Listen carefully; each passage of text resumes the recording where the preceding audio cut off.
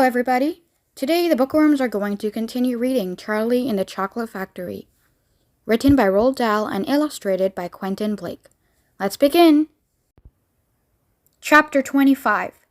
The Great Glass Lift. "I've never seen anything like it," cried Mr. Wonka. "The children are disappearing like rabbits. But you mustn't worry about it. They'll all come out in the wash." Mr. Wonka looked at the little group that stood beside him in the corridor. There were only 2 children left now, Mike TV and Charlie Bucket, and there were 3 grown-ups, Mr. and Mrs. TV and Grandpa Joe. "Shall we move on?" Mr. Wonka asked. "Oh, yes!" cried Charlie and Grandpa Joe both together. "My feet are getting tired," said Mike TV. "I want to watch television." "If you're tired, then we'd better take the lift," said Mr. Wonka. "It's over here. Come on, in we go." He skipped across the passage to a pair of double doors. The doors slid open. The 2 children and the grown-ups went in. "Now then," cried Mr. Wonka, "which button shall we press first? Take your pick." Charlie Bucket stared around him in astonishment. This was the craziest lift he had ever seen. There were buttons everywhere. The walls, and even the ceiling, were covered all over with rows and rows and rows of small black push buttons. There must have been 1,000 of them on each wall, and another 1,000 on the ceiling. And now Charlie noticed that every single button had a tiny printed label beside it, telling you which room you would be taken to if you pressed it. "This isn't just an ordinary up and down lift," announced Mr. Wonka proudly. "This lift can go sideways and long ways and slantways and any other way you can think of. It can visit any single room in the whole factory, no matter where it is. You simply press the button and zing! You're off." "Fantastic," murmured Grandpa Joe. His eyes were shining with excitement as he stared at the rows of buttons. "The whole lift is made of thick, clear glass," Mr. Wonka declared. "Walls, doors, ceiling, floor, everything is made of glass so that you can see out." "But there's nothing to see," said Mike TV. "Choose a button," said Mr. Wonka. "The 2 children may press 1 button each. So take your pick. Hurry up. In every room, something delicious and wonderful is being made." Quickly, Charlie started reading some of the labels alongside the buttons. "The Rock Candy Mine, 10,000 feet deep," it said on one. "Coconut ice skating rinks," it said on another. Then, "Strawberry juice water pistols. Toffee apple trees for planting out in your garden, all sizes. Exploding sweets for your enemies. Luminous lollies for eating in bed at night. Mint jujubes for the boy next door. They'll give him green teeth for a month. Cavity-filling caramels. No more dentists. Stick jaw for talkative parents. Wriggle sweets that wriggle delightfully in your tummy after swallowing. Invisible chocolate bars for eating in class. Sugar-coated pencils for sucking. Fizzy lemonade swimming pools. Magic hand fudge. When you hold it in your hand, you taste it in your mouth. Rainbow drops. Suck them and you can spit it in 6 different colors." Come on, cried Mr. Wonka. "We can't wait all day." "Isn't there a television room in all this lot?" asked Mike TV. "Certainly there's a television room," Mr. Wonka said. "That button over there." He pointed with his finger. Everybody looked. "Television chocolate," it said on the tiny label beside the button. "Whoopee!" shouted Mike TV. "That's for me." He stuck out his thumb and pressed the button. Instantly, there was a tremendous whizzing noise. The doors clanged shut, and the lift leaped away as though it had been stung by a wasp. But it leapt sideways, and all the passengers, except Mr. Wonka, who was holding on to a strap from the ceiling, were flung off their feet onto the floor. "Get up! Get up!" cried Mr. Wonka, roaring with laughter. But just as they were staggering to their feet, the lift changed direction and swerved violently round a corner, and over they went once more. "Help!" shouted Mrs. TV. "Take my hand, madam," said Mr. Wonka gallantly. "There you are. Now grab this strap. Everybody grab a strap. The journey's not over yet." Old Grandpa Joe staggered to his feet and caught hold of a strap. Little Charlie, who couldn't possibly reach as high as that, put his arms around Grandpa Joe's legs and hung on tight. The lift rushed on at the speed of a rocket. Now it was beginning to climb. It was shooting up and up and up on a steep, slanty course, as if it were climbing a very steep hill. Then suddenly, as though it had come to the top of the hill and gone over a precipice, it dropped like a stone, and Charlie felt his tummy coming right up into his throat. And Grandpa Joe shouted, "Yippee! Here we go!" And Mrs. TV cried out, "The rope has broken! We're going to crash!" And Mr. Wonka said, "Calm yourself, my dear lady," and patted her comfortingly on the arm. And then Grandpa Joe looked down at Charlie, who was clinging to his legs, and he said, "Are you all right, Charlie?" Charlie shouted, "I love it! It's like being on a roller coaster!" And through the glass walls of the lift, as it rushed along, they caught sudden glimpses of strange and wonderful things going on in some of the other rooms. An enormous spout with brown sticky stuff oozing out of it onto the floor. A great craggy mountain made entirely of fudge, with Oompa Loompas all roped together for safety, hacking huge hunks of fudge out of its sides. A machine with white powder spraying out of it like a snowstorm. A lake of hot caramel with steam coming off it. A village of Oompa Loompas with tiny houses and streets and hundreds of Oompa Loompa children no more than 4 inches high playing in the streets. And now the lift began flattening out again, but it seemed to be going faster than ever. And Charlie could hear the scream of the wind outside as it hurtled forward, and it twisted, and it turned, and it went up, and it went down, and "I'm going to be sick," yelled Mrs. TV, turning green in the face. "Please don't be sick," said Mr. Wonka. "Try and stop me," said Mrs. TV. "Then you'd better take this," said Mr. Wonka, and he swept his magnificent black top hat off his head and held it out upside down in front of Mrs. TV's mouth. "Make this awful thing stop," ordered Mr. TV. "Can't do that," said Mr. Wonka. "It won't stop till we get there. I only hope no one's using the other lift at this moment." "What other lift?" screamed Mrs. TV. "The one that goes the opposite way on the same track as this one," said Mr. Wonka. "Holy mackerel!" cried Mr. TV. "You mean we might have a collision?" "I've always been lucky so far," said Mr. Wonka. "Now I am going to be sick," yelled Mrs. TV. No, said Mr. Wonka. "Not now. We're nearly there. Don't spoil my hat." The next moment, there was a screaming of brakes and the lift began to slow down. Then it stopped altogether. "Some ride," said Mr. TV, wiping his great sweaty face with a handkerchief. "Never again," gasped Mrs. TV. And then the doors of the lift slid open and Mr. Wonka said, "Just a minute now. Listen to me. I want everybody to be very careful in this room. There is dangerous stuff around in here and you must not tamper with it." Chapter 26. The Television Chocolate Room. The TV family, together with Charlie and Grandpa Joe, stepped out of the lift into a room so dazzlingly bright and dazzlingly white that they screwed up their eyes in pain and stopped walking. Mr. Wonka handed each of them a pair of dark glasses and said, "Put these on, quick! And don't take them off in here whatever you do. This light could blind you." As soon as Charlie had his dark glasses on, he was able to look around him in comfort. He saw a long, narrow room. The room was painted white all over. Even the floor was white, and there wasn't a speck of dust anywhere.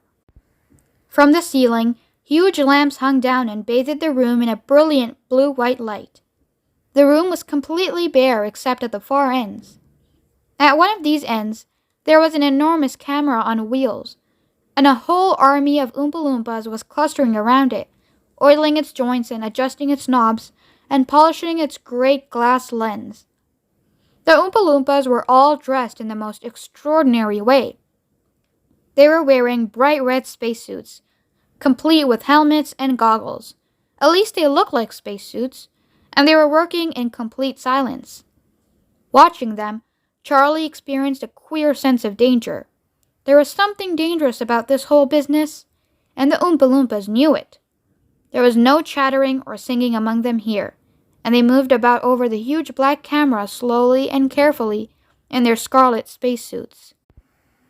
At the other end of the room, about 50 paces away from the camera, a single Oompa Loompa, also wearing a spacesuit, was sitting at a black table gazing at the screen of a very large television set. "Here we go!" cried Mr. Wonka, hopping up and down with excitement. "This is the testing room for my very latest and greatest invention, television chocolate." "But what is television chocolate?" asked Mike TV. "Good heavens, child! Stop interrupting me," said Mr. Wonka. "It works by television. I don't like television myself. I suppose it's all right in small doses, but children never seem to be able to take it in small doses. They want to sit there all day long staring and staring at the screen." "That's me," said Mike TV. "Shut up," said Mr. TV. "Thank you," said Mr. Wonka. "I shall now tell you how this amazing television set of mine works. But first of all, do you know how ordinary television works? It is very simple. At one end, where the picture is being taken, you have a large cine camera and you start photographing something. The photographs are then split up into millions of tiny little pieces, which are so small that you can't see them. And these little pieces are shot out into the sky by electricity.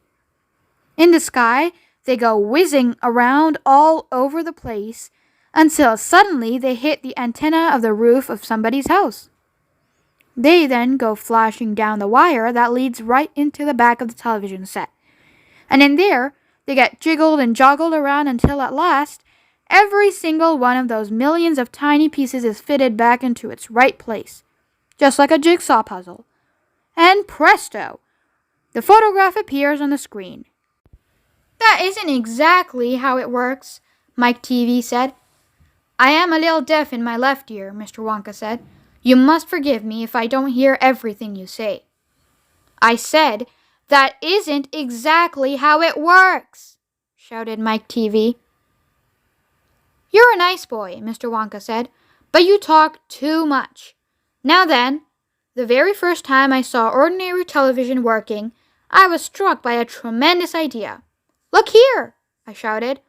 'If these people can break up a photograph into millions of pieces and send the pieces whizzing through the air, and then put them together again at the other end, why can't I do the same thing with a bar of chocolate? Why can't I send a real bar of chocolate whizzing through the air in tiny pieces, and then put the pieces together at the other end, all ready to be eaten?'" "Impossible," said Mike TV. "You think so?" cried Mr. Wonka. "Well, watch this. I shall now send a bar of my very best chocolate from one end of this room to the other by television.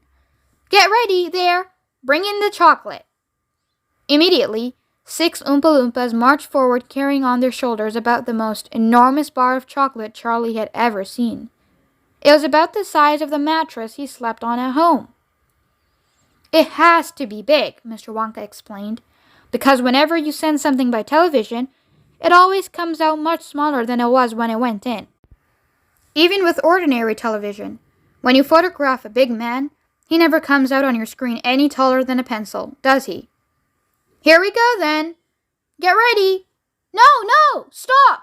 Hold everything. You there. Mike TV, stand back. You're too close to the camera. There are dangerous rays coming out of that thing. They could break you up into a million tiny pieces in 1 second. That's why the Oompa Loompas are wearing spacesuits. The suits protect them. All right? That's better. Now then, switch on." One of the Oompa Loompas caught hold of a large switch and pulled it down. There was a blinding flash. "The chocolate's gone!" shouted Grandpa Joe, waving his arms. He was quite right. The whole enormous bar of chocolate had disappeared completely into thin air. "It's on its way!" cried Mr. Wonka. "It is now rushing through the air above our heads in a million tiny pieces. Quick, come over here!" He dashed over to the other end of the room, where the large television set was standing, and the others followed him. "Watch the screen!" he cried. "Here it comes! Look!" The screen flickered and lit up. Then suddenly a small bar of chocolate appeared in the middle of the screen. "Take it!" shouted Mr. Wonka, growing more and more excited. "How can you take it?" asked Mike TV, laughing. "It's just a picture on a television screen." "Charlie Bucket!" cried Mr. Wonka. "You take it! Reach out and grab it!" Charlie put out his hand and touched the screen, and suddenly, miraculously, the bar of chocolate came away in his fingers. He was so surprised he nearly dropped it. "Eat it!" shouted Mr. Wonka. "Go on and eat it! It'll be delicious! It's the same bar. It's got smaller on the journey, that's all. It's absolutely fantastic!" gasped Grandpa Joe. It's a miracle!" "Just imagine," cried Mr. Wonka. "When I start using this across the country, you'll be sitting at home watching television, and suddenly a commercial will flash on the screen and a voice will say, 'Eat Wonka's chocolates. They're the best in the world. If you don't believe us, try one for yourself. Now!' And you simply reach out and take one. How about that, eh?" "Terrific!" cried Grandpa Joe.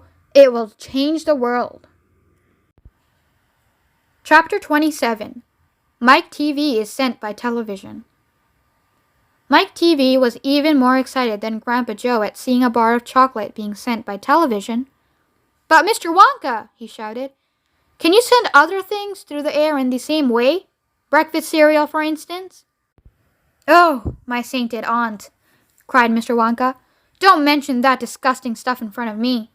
Do you know what breakfast cereal is made of? It's made of all those little curly wooden shavings you find in pencil sharpeners." "But could you send it by television if you wanted to, as you do chocolate?" asked Mike TV. "Of course I could." "And what about people?" asked Mike TV. "Could you send a real live person from one place to another in the same way?" "A person?" cried Mr. Wonka. "Are you off your rocker? But could it be done?" "Good heavens, child, I really don't know. I suppose it could, yes. I'm pretty sure it could. Of course it could. I wouldn't like to risk it, though. It might have some very nasty results." But Mike TV was already off and running. The moment he heard Mr. Wonka saying, "I'm pretty sure it could, of course it could," he turned away and started running as fast as he could towards the other end of the room, where the great camera was standing. "Look at me!" he shouted as he ran. "I'm going to be the first person in the world to be sent by television." "No, no, no, no!" cried Mr. Wonka. "Mike!" screamed Mrs. TV. "Stop! Come back! You'll be turned into a million tiny pieces!" But there was no stopping Mike TV now. The crazy boy rushed on, and when he reached the enormous camera, he jumped straight for the switch, scattering Oompa Loompas right and left as he went. "See you later, alligator!" he shouted, and he pulled down the switch, and as he did so, he leaped out into the full glare of the mighty lens. There was a blinding flash. Then there was silence. Then Mrs. TV ran forward, but she stopped dead in the middle of the room, and she stood there. She stood staring at the place where her son had been, and her great red mouth opened wide, and she screamed, "He's gone! He's gone!" "Great heavens, he has gone!" shouted Mr. TV. Mr. Wonka hurried forward and placed a hand gently on Mrs. TV's shoulder. "We shall have to hope for the best," he said. "We must pray that your little boy will come out unharmed at the other end." "Mike!" screamed Mrs. TV, clasping her head in her hands. "Where are you?" "I'll tell you where he is," said Mr. TV. "He's whizzing around above our heads in a million tiny pieces." "Don't talk about it," wailed Mrs. TV. "We must watch the television set," said Mr. Wonka. "He may come through any moment." Mr. and Mrs. TV and Grandpa Joe and little Charlie and Mr. Wonka all gathered round the television and stared tensely at the screen. The screen was quite blank. "He's taking a heck of a long time to come across," said Mr. TV, wiping his brow. Oh dear," said Mr. Wonka. "I do hope that no part of him gets left behind." "What on earth do you mean?" asked Mr. TV sharply. "I don't wish to alarm you," said Mr. Wonka, "but it does sometimes happen that only about half the little pieces find their way into the television set. It happened last week. I don't know why, but the result was that only half a bar of chocolate came through." Mrs. TV let out a scream of horror. "You mean only a half of Mike is coming back to us?" she cried.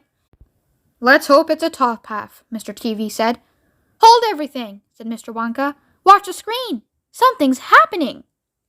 The screen had suddenly begun to flicker. Then some wavy lines appeared. Mr. Wonka adjusted one of the knobs and the wavy lines went away. And now, very slowly, the screen began to get brighter and brighter.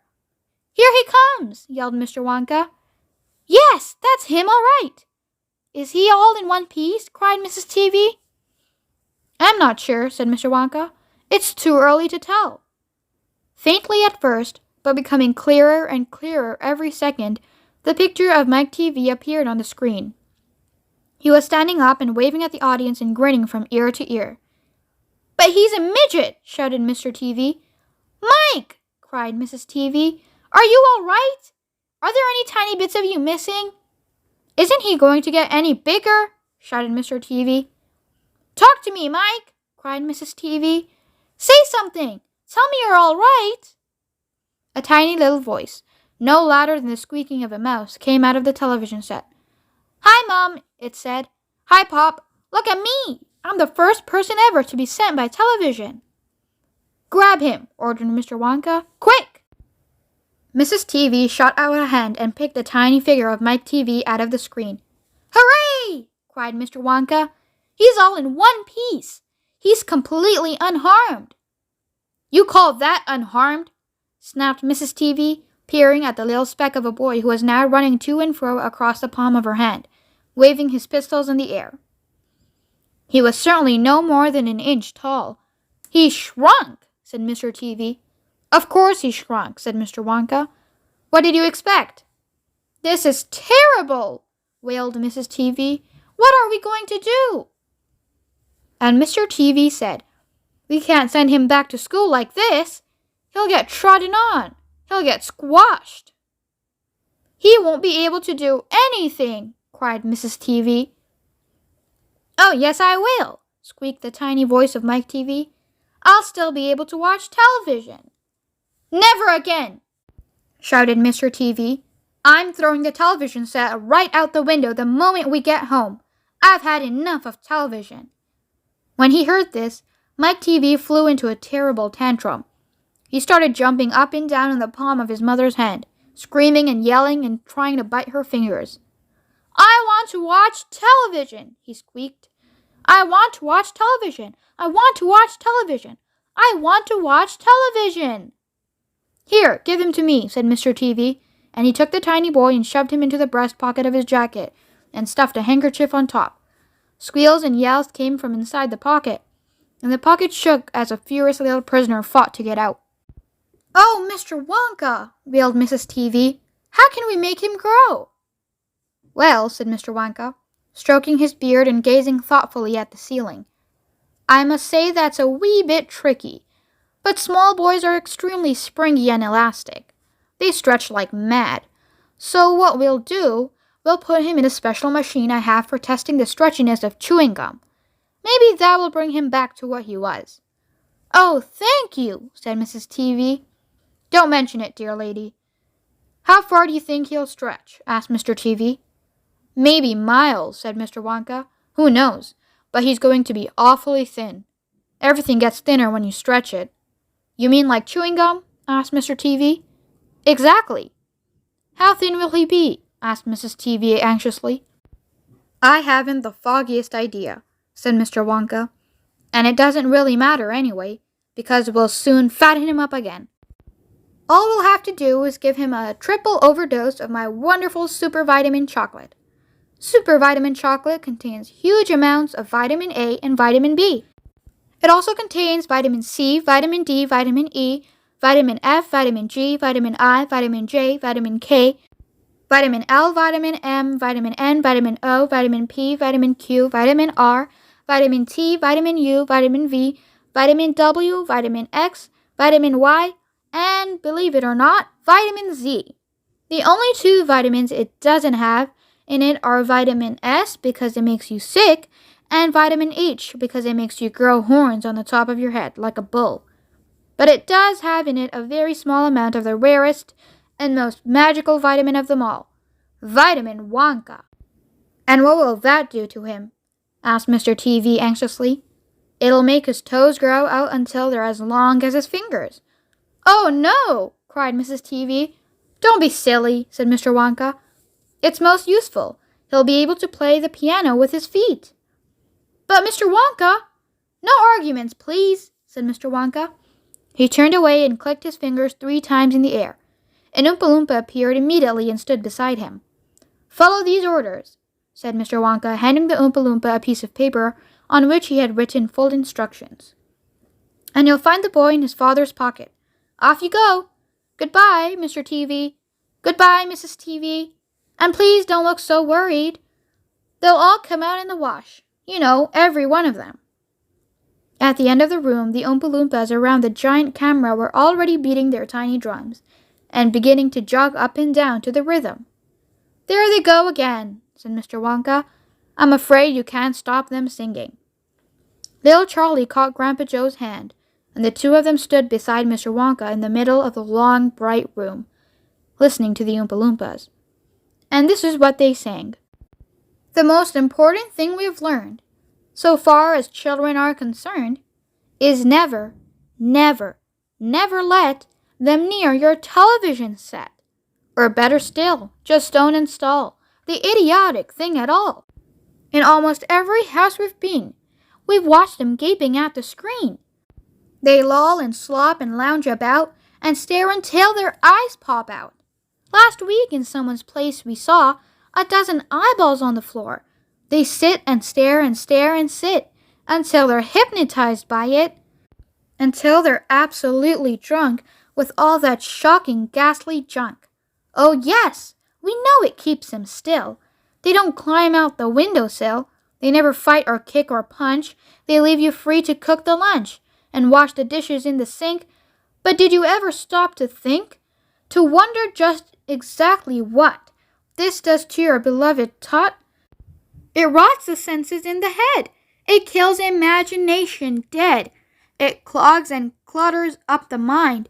It makes a child so dull and blind he can no longer understand a fantasy, a fairyland. His brain becomes as soft as cheese. His powers of thinking rust and freeze. He cannot think, he only sees. All right, you'll cry, all right, you'll say, but if we take the set away, what shall we do to entertain our darling children? Please explain.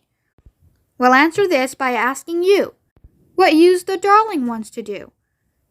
How used they keep themselves contented before this monster was invented? Have you forgotten? Don't you know? We'll say it very loud and slow. They used to read. They'd read and read and read and read, and then proceed to read some more. Great Scott, Godsooks! 1/2 their lives was reading books. The nursery shelves had books galore. Books cluttered up the nursery floor. And in the bedroom by the bed, more books were waiting to be read.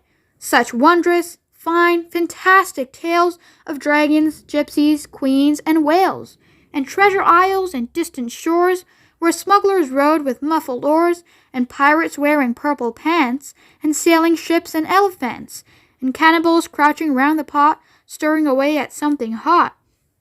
It smells so good, what can it be? Good gracious, it's Penelope! The younger one had Beatrix Potter, with Mr. Todd the Dirty Water, and Squirrel Jevutkin Pigling Bland, and Mrs. Tiggy Winkle, and just how the camel got his hump, and how the monkey lost his rump, and Mr. Toad, and bless my soul, there's Mr. Rat and Mr. Mole. Oh, books, what books they used to know, those children living long ago. So please, oh please, we beg, we pray, go throw your TV set away. And in its place you can install a lovely bookshelf on the wall. Then fill the shelves with lots of books, ignoring all the dirty looks. The screams and yells, the bites and kicks, and children hitting you with sticks. Fear not, because we promise you that in about a week or 2 of having nothing else to do, they'll now begin to feel the need of having something good to read. And once they start, oh boy, you watch the slowly growing joy. that fills their hearts still grows so keen. They'll wonder what they'd ever seen in that ridiculous machine, that nauseating, foul, unclean, repulsive television screen. And later, each and every kid will love you more for what you did.